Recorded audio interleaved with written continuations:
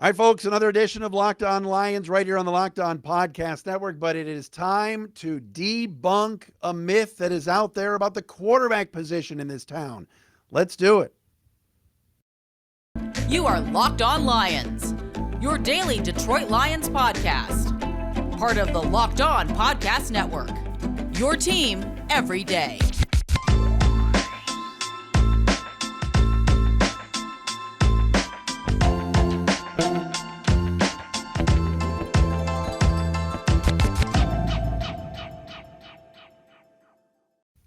What is happening, everybody? Locked On Lions, Locked On Podcast Network. Let's do this on a Monday, June 27th into Tuesday, June 28th.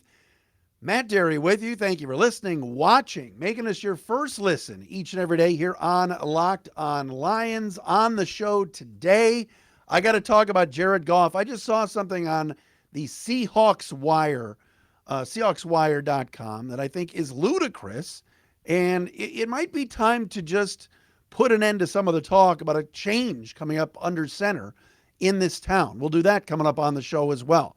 PFF put out their NFL secondary rankings for the upcoming season. It is list season here in the summertime. Bad news if you're a Lions fan and what Mike Renner and the folks at PFF think of the Lions secondary. We'll explain that coming up on the program as well. Thanks for making us your first listen each and every day right here on Locked On Lions. We are brought to you today by our friends at Bet Online. Bet Online is your continued source for all your sporting wagering information, including live betting, esports, and scores. Go to their website today, betonline.net. Bet Online, where the game starts. We are on Twitter at Dery Speaks, Dery Speaks, at Locked On Lions on the Twitter, and also the Matt Dery Facebook fan page. And we are on YouTube each and every day now. Subscribe to our YouTube page, Locked On Lions. Make your comments. Do whatever you got to do.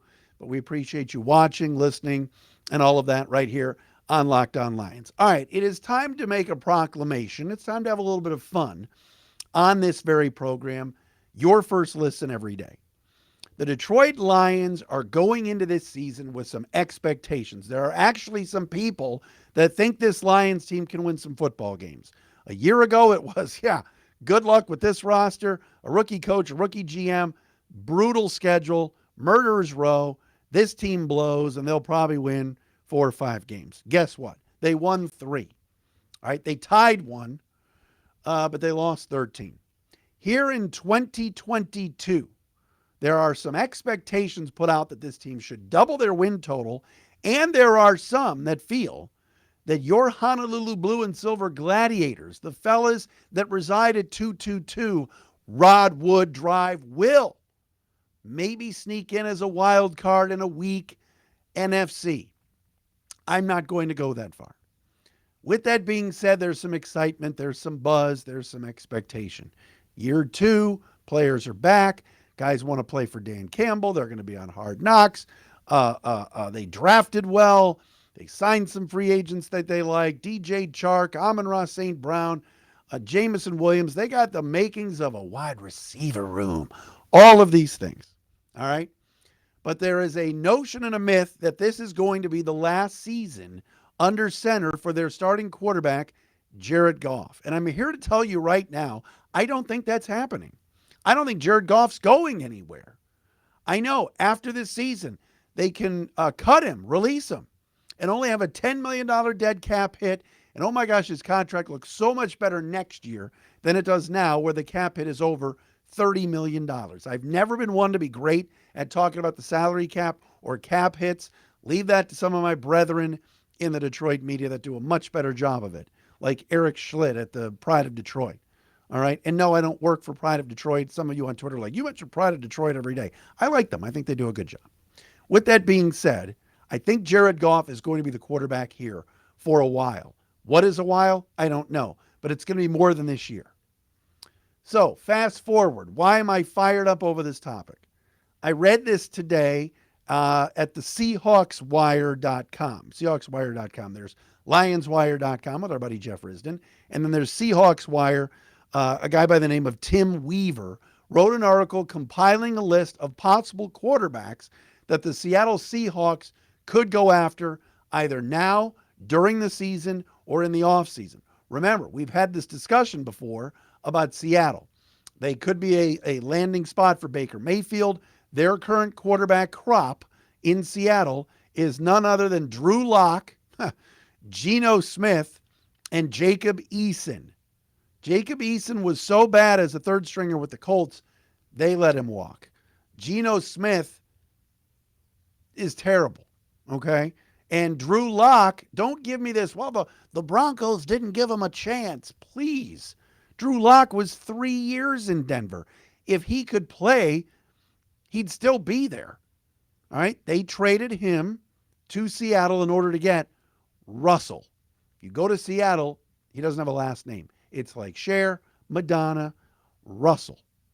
That would be Russell Wilson, of course. So Drew Lock was in part of that trade. I don't think he's good, but he's going to get a shot to start in Seattle for Pete Carroll, throw the ball to DK Metcalf, Tyler Lockett, and all of that. So that's it. So Tim Weaver of Seahawks Wire compiled a list of the Seattle top 6 quarterback trade targets. On the list included Baker Mayfield, Jimmy Garoppolo, of course. And then also on the list, none other than the Detroit Lions, Jared Goff. Weaver explains how Goff could fit in with the Seahawks because Seattle's offensive coordinator is none other than Shane Waldron, the former Rams, there we go, quarterbacks coach who worked with Goff for years in Los Angeles. Quote from Seattle's Tim Weaver, Seahawks Wire. Quote, if nothing else, Goff is at least knows his system from his playing time with the Rams, who run a very similar offensive scheme to Shane Waldron's. Goff also may be getting better with age as he managed a respectable 19-8 touchdown to interception ratio last year with the Lions. Look, Seattle is in desperate need for a starting quarterback. I don't think they want to admit up there in the Pacific Northwest that they're actually rebuilding, but I don't think the Lions are getting rid of Jared Goff. I just don't see it. Okay, let's say, for example, Jared Goff starts off this season and does not play well. Similar to what happened last year when he fumbled the football every week, leading to some prognosticators, right here, Locked On Lions host, that said he stinks and that they need to move on from him. Okay, guilty as charged. With that being said, who do the Lions have as an option for the future, if not for Jared Goff? I'll wait. Oh, but they'll suck so bad they'll draft C.J. Stroud, right? The Lions are not going to be this bad. They're not going to get C.J. Stroud or Bryce Young. Not a chance. Plus, this team had an opportunity over the last 2 years to draft a developmental quarterback in the late rounds. Heck, pick up a UDFA. Heck, pick up a free agent to be a backup. They're banking on Tim Boyle, Mr. August, to be the backup. Tim Boyle isn't good either. Neither is third stringer, possibly second stringer, David Blau. Okay, so I'm done reading about, Jared Goff to Seattle, Jared Goff to here, Jared Goff to there. Maybe the blah, blah, blahs could trade for Jared Goff. Maybe Jared Goff and Baker. Remember the Mike Florio at Pro Football Talk? Maybe the Browns and Lions can swing a deal, and Detroit will pick up Baker Mayfield, and the Lions will trade Jared Goff to Cleveland. That's not happening. They love Goff. Brad Holmes loves Goff. Dan Campbell loves Goff. Ben Johnson loves Goff. Jared Goff is going to be here. I'm well aware his contract balloons up. I know it's in the 30 millions for cap space and all that cap hits. He's not leaving. I think they truly believe the reason Jared Goff struggled at the start of last season was the offensive coordinator, who, by the way, got broomed out of town. He got demoted. He was basically handing out Gatorade and Built bars by week 8, Anthony Lynn. Now Goff's going on podcasts. Oh, yeah, Ben Johnson's offense. It's awesome. I love it. We're talking about old plays that we ran in L.A. Woo-hoo-hoo. Jared Goff's your quarterback, folks, and he's not going anywhere. So these articles that come out saying, well, maybe he's an option in Seattle. Maybe he's an option in Cleveland. Maybe he's an option in Miami if Tua stinks. Maybe he's an option somewhere else. I don't think it's happening. I think Jared Goff's going to be here this year. I think Jared Goff's going to be here next year.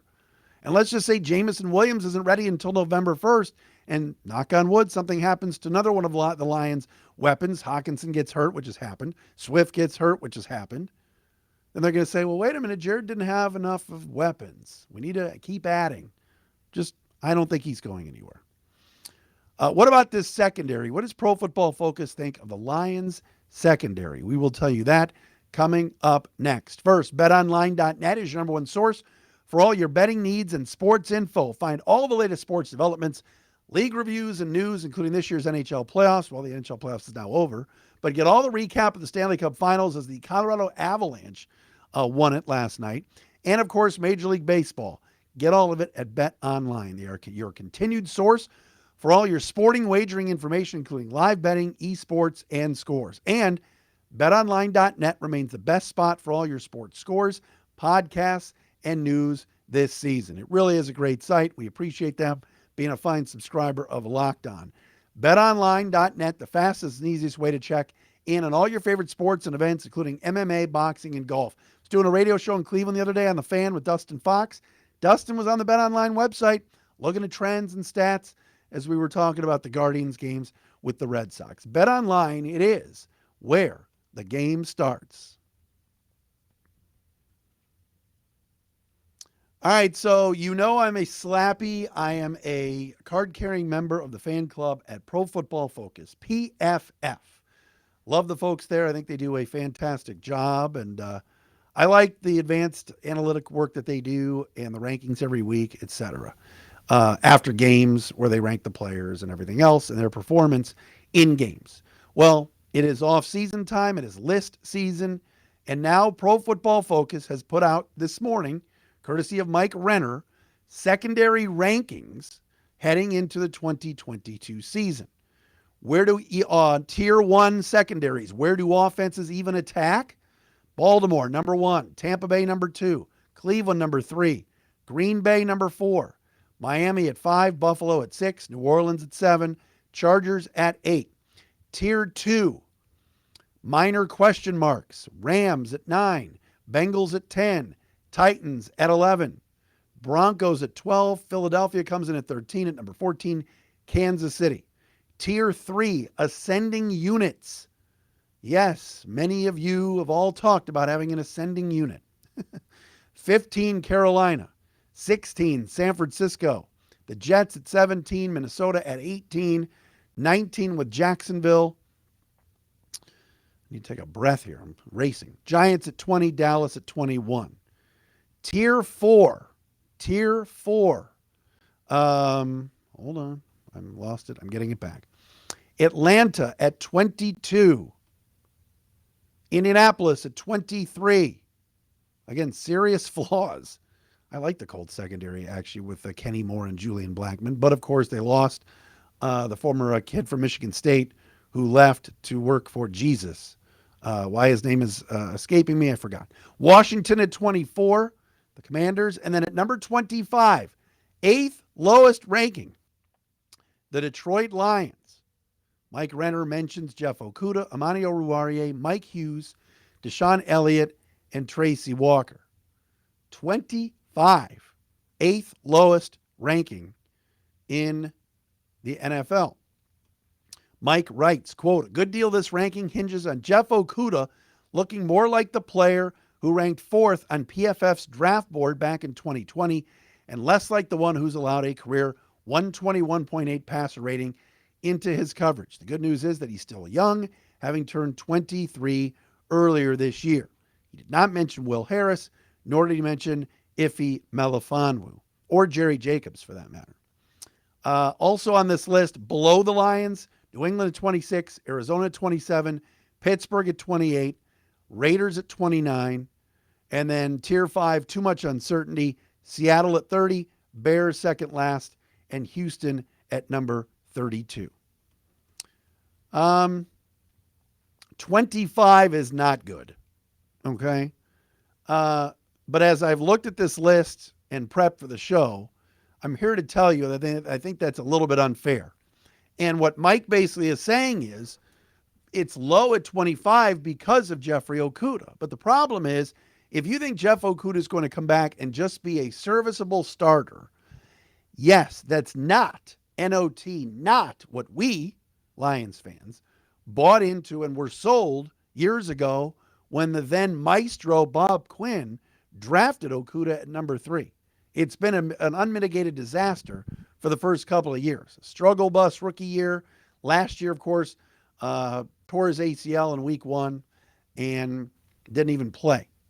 But now if you can get Okudah back and coached up by Aubrey Pleasant and this staff and Aaron Glenn, and you can get him to be average to above average, and you trot out Oruwariye, and you've got Mike Hughes, and Jerry Jacobs comes back from injury, and maybe Will Harris moves into that nickel corner spot. A.J. Parker is serviceable in the slot. Deshaun Elliott and Tracy Walker are playing some safety. You're also throwing in, the third-round pick from Illinois.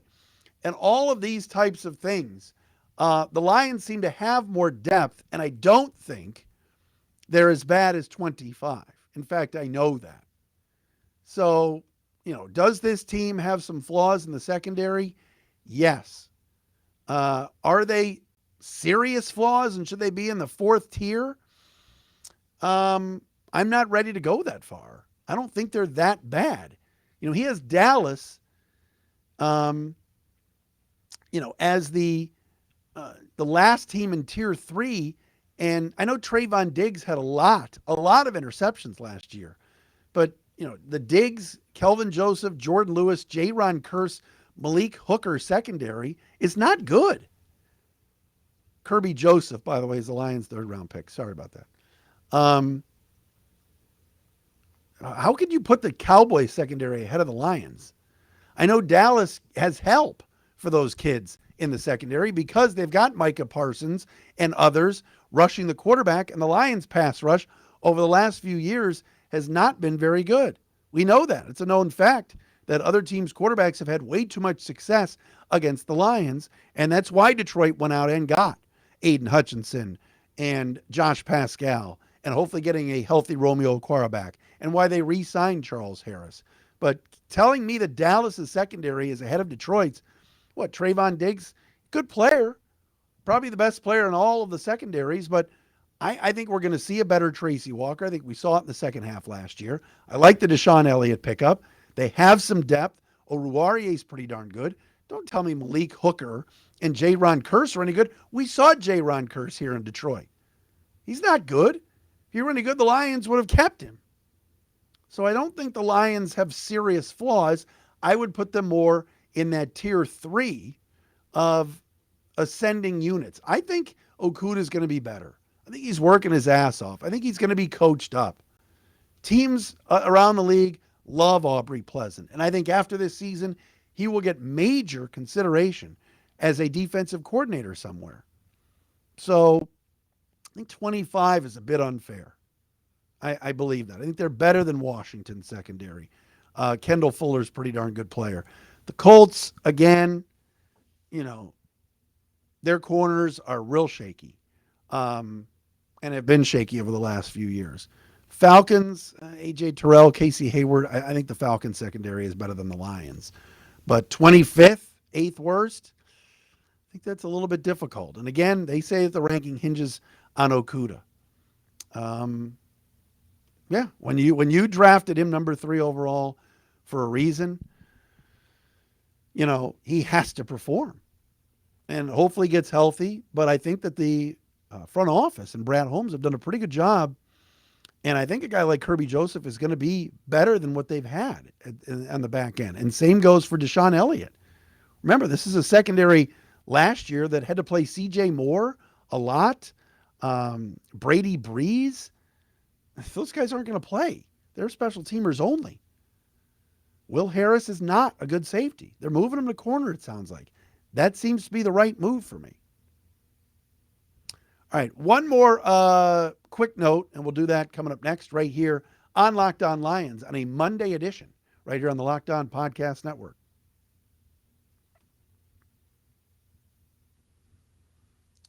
All right, one other note for you here on Locked On Lions, and I'm not going to make this a huge deal, but Yesterday, we talked about Albert Breer and Connor Orr at SI.com not throwing any flowers at the Lions for best off seasons, but best GM in the offseason, rookie to look out for, any of those things. And some of you, I know the commenters are flowing in on YouTube, and we appreciate that. Thank you for subscribing and commenting. Folks, listen, the only reason why I brought that up yesterday is because the Lions have been receiving so much love from the national media, really, across the board. And I brought that up because that's the first article I've read where the Lions aren't mentioned. That doesn't make me a hater. That doesn't make me, I'm not picking on the Lions from that perspective. I still think this organization has a little ways to go. I do. I'm not sure that the defense, I think the defense is going to be better. I mentioned yesterday about Aiden Hutchinson having to make a big impact early. I still am wary of that linebacker unit. I'm not sure who's going to step up. You hope it's one of these individuals. You hope a guy like Derek Barnes is good. Maybe Chris Board, the pickup from the Ravens, will surprise all of us. I'm not banking on, Gaines Media poster boy Alex Anzalone or Jared Davis or anything like that, but you hope that somebody develops and gets better. And Kelvin Shepard has become one of the more popular assistant coaches in that locker room. The guys absolutely love him. And now he's running the entire unit. So it's exciting. But that doesn't necessarily mean that just because if I bring up something negative or somebody doesn't mention the Lions, that I'm a hater. All right. I think they still got a ways to go. But I think they're going to be better this year. And I think that they're ascending. And that's all you can ask for. All right. I mean, look at some of the organizations in town right now. Pistons seem to be on the come. People are excited about what Detroit basketball is. But the Pistons haven't been in the playoffs in a long time and are still in their restore. Red Wings, same thing. They're still looking for their coach. Every other team's hired a coach except the Wings, so it's probably going to be one of these Lightning assistants. The Tigers are terrible, and we're supposed to be better. So I do want to preach a little bit of patience with this Lions team, but yes, the schedule is much better. The team seems to have some depth. They've made some nice moves. Now can they win football games? And now can they win some of these games that they're supposed to win? And not tie them, not come up a little short, not lose on a kick at the end of a game because of a coaching decision or anything else. That's still to be determined, but I am excited about where they're going. But I am going to mention when people don't mention them. And that's all that I was doing when I brought that up yesterday on the special bonus edition Sunday show yesterday. Go back and listen to it or watch it on YouTube. All right, thanks for making us your first listen today here on Locked on Lions on this Monday edition, brought to you by our friends at Bet Online. We are back again tomorrow right here on Locked on Lions.